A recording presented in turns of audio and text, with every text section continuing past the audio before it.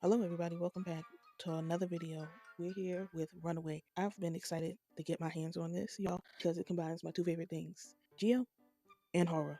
Simply to put, I love horror because horror is intrinsically gay. But thanks for clicking the video. Don't forget to comment more shows y'all want me to do. And let's get right into this video. We're at a playground when a stranger comes up to this little kid and starts talking all odd, saying, when you turn 6, you'll have a sixth sense and a resentful spirit that will never let go of you. At 11, you will fall ill. At 17, you'll be in an accident. But by 28, and we never know what she says, because the kid was rightfully terrified and starts to panic. I want to know where her parents are. Why weren't they watching her? Where did they go? And why would you ever leave a kid at a playground unattended? Anyway, we are awakened from a dream, or did this really happen? I don't know at this moment. This girl don't know what's real and what's not. She's so spooked, she had to get up to go get pills and water. And I'm over here like I would have took the whole bottle of water because I'm not going to keep running back and forth for more water. This woman says, Van, why are you up on the laptop? Shouldn't you be in bed because it's late? She goes to ascend upstairs. She spots Van again. And I'm like, I know Van ain't Quicksilver. How the hell did she get all the way up there that fast? What happened?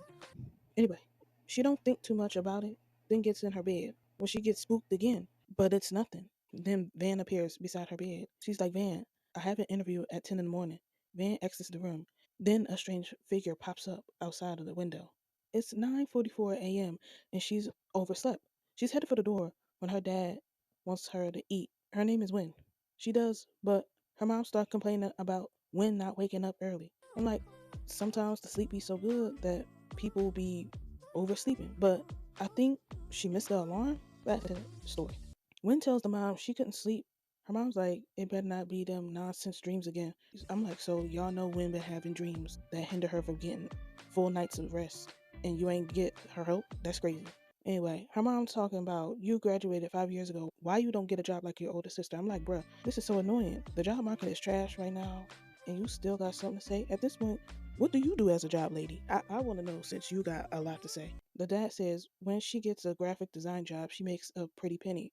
Her hating ass mama comes with, but they just freelance jobs that comes once in a blue moon. And when she runs out of money, Van has to come rescue her. And I'm like, Wynn's mom would send me over the edge. I'm sort of happy my grandma ain't as bad as Wynn's mom because I couldn't endure this. The mom continues, you're not cheap. You know how much the hospital bills cost? And I'm like, oop. Not y'all did try to help Win by sending her to the doctors. My bad, y'all. My bad. I should have let y'all continue. But anyway, the nurse says, with this atmosphere, what support will Win have for the interview? The mom, passive aggressive, talking about, hope you get the job this time so you can finally contribute to the family. Win's dad's like, forget what your mom talking about. If it don't work out this time, doesn't mean that there aren't any opportunities out there. When asked about Van, the dad says Van has been at a seminar since yesterday. Win is in disbelief because she thought Van was at home at the job interview now, and the interviewer is blown away by Wynn's portfolio and can't see why no one wants to hire her yet. She thanks him for the kind words. He like, are you ready to start? She looks at a picture on the wall, and then a spirit interrupts the interview, getting closer to Wynn. She is petrified. The spirit loses their head and it rolls towards Wynn. She screams, and y'all, I'm not even going to clown on the CGI and effects, but this was so funny. It took me out of the moment of something that was supposed to be scary. This was comedy to me. Anyway, back to Win. Win rushes out of the interview. Outside, she sees and hears more spirits. One comes up asking about her man, and she won't stop asking for help. Win gets as far as possible from the spirits. She looks down to grab something. When she's told not to, Win asks if this was a yantra to ward off ghosts. The woman walks away. Win is like, when people talk to you, answer. Wynn looks behind her and sees spirits attempting to snatch her. She goes into the building to question this lady some more. She want to know if the woman has another yantra. The woman ain't got time for Wynn and tells her to leave the building. The woman goes to pray. While doing so, spirits start to surround her. When watching, then one of the spirits startles her and she leaves. Now, y'all, these spirits want Wynn real bad. Like, she can't even get a job without them appearing. Living like this got to be draining. When at home and her mom grilling her again, talk about when you come home, how was the interview? Did he like the work? Did he hire you? When like I was hunted by a ghost. The mom says, what ghost fit to hunt you in the daytime? Why don't you get ready to find a new job? Throw this mom away. Cause she trash. You know Wynn got a history of seeing stuff, so you can't try to understand. Furthermore, you could suggest an online job instead of hounding her. But I ain't a parent, so I don't know what I'm talking about. Anyway, back to the story. It's bedtime and Win is trying to get some sleep when she hears giggling. Win calls Van's name, but that ain't her sister. That's something else. Telling Win, nobody can hear you. Even if you scream loudly, they can't save you because your life is mine to claim. The entity licks her, and I'm like, nah, nope, I'd rather die because the licking me? No way. I can't have spirits preying on my downfall and trying to hunch on me. That's a no for me. Anyway, whatever possessed Van's body has left, Wynn is freaked out and pushes Van off of her, demanding she get out the room. The parents enter the room, the mom yelling, why are you throwing things at your sister? Wynn like, Dad, she's possessed. Wynn is adamant that that ain't Van. Wynn is even more terrified because the parents are now possessed. This was all in her mind. None of it actually happened. I'm like, man, Wynn needs to call the Ty, Ed, and Lorraine Warren now because she is going through hell. I'm like, damn, somebody help her. Anyway, she's throwing up now, and a new day has begun. Wynn decides to search how to get rid of nightmares. She finds a prayer to recite. Wynn is really on edge, so much so that she is suspicious when being called downstairs to eat. She cautiously steps to the door and begins praying. Van comes in like, girl, what are you doing?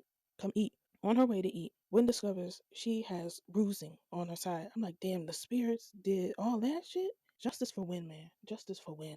At the table, the mom on Wynn's top again talking about, you not hungry? Just say so. I ain't gotta cook food for you because it's wasteful. Van asks if Wynn was alright and if she need any help. She shakes her head. The dad want to know if Wynn is stressed out because she didn't get the job. He continues with saying, it's cool, just apply for the other one. The mom like, how long you gonna keep everyone worried? Wynn says, I had another nightmare last night. I dreamed all of you were ghosts.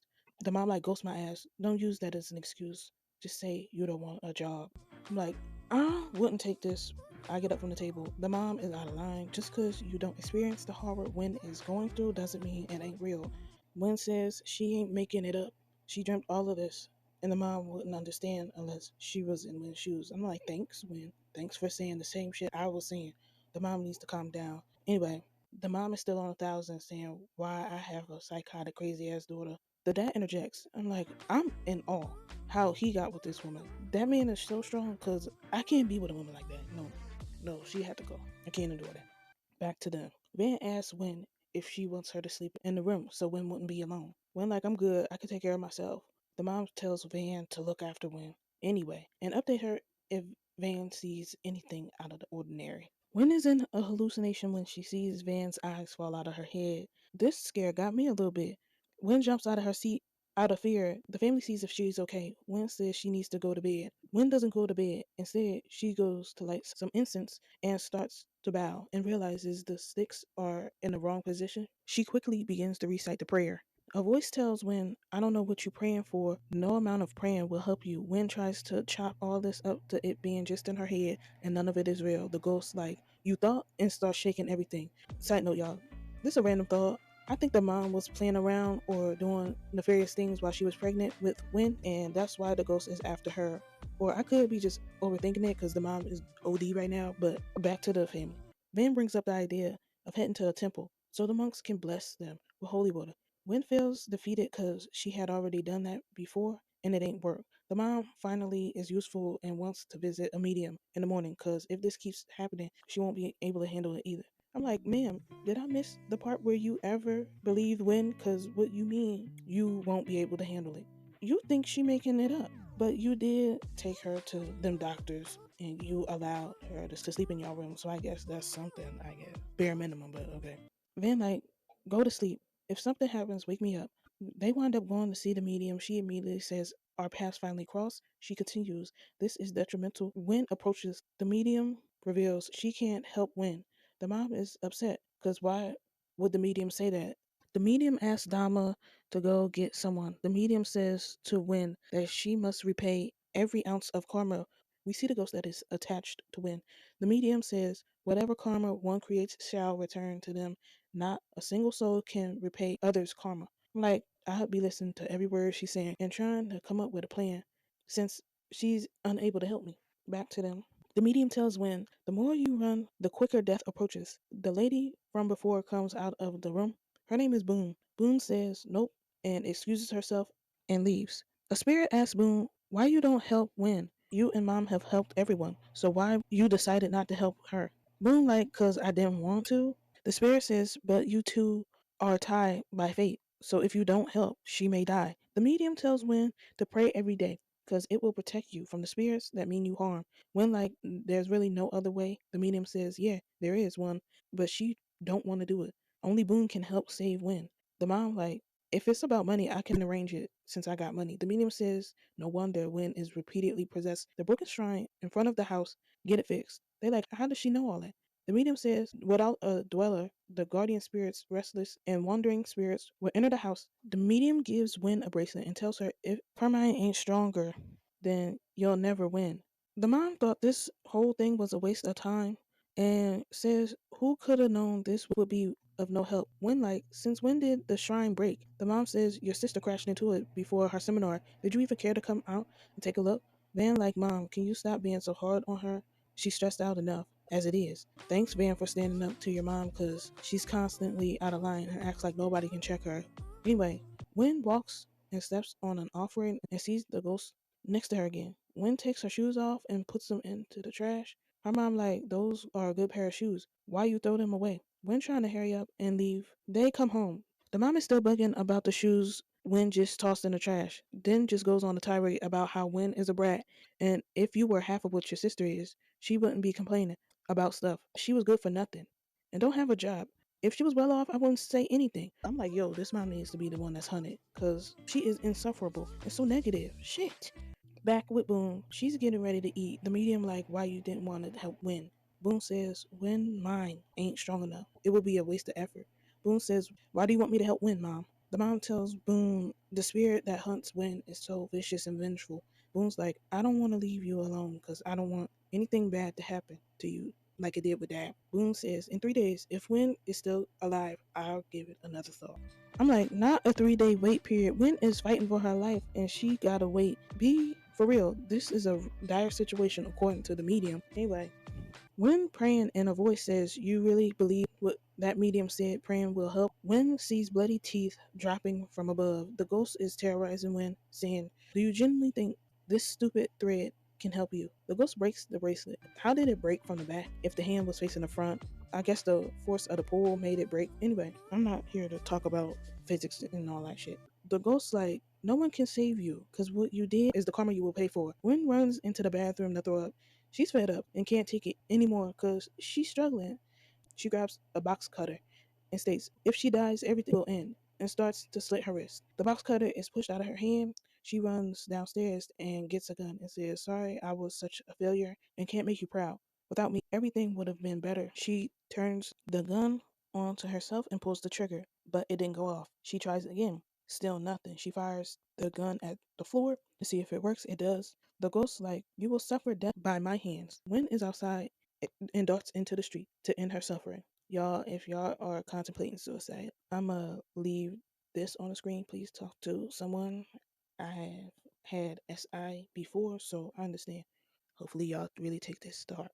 Anyway, that's a wrap for the premiere of Runaway. Y'all, this was a lot. I like how we got to sit and see what everyday life is like for Win. It truly is depressing and anger inducing to watch her mom constantly on her neck about a job and not being good at anything while knowing Win is trying. The psychological aspect of the show really kept me because I really felt the physical and mental toll this was taking on Win and being pushed over the ledge after enduring so much. Anyway, this was a solid episode, y'all. That's it for the video. Thanks for clicking. Be sure to like and subscribe for more from me. Be safe. Later, y'all.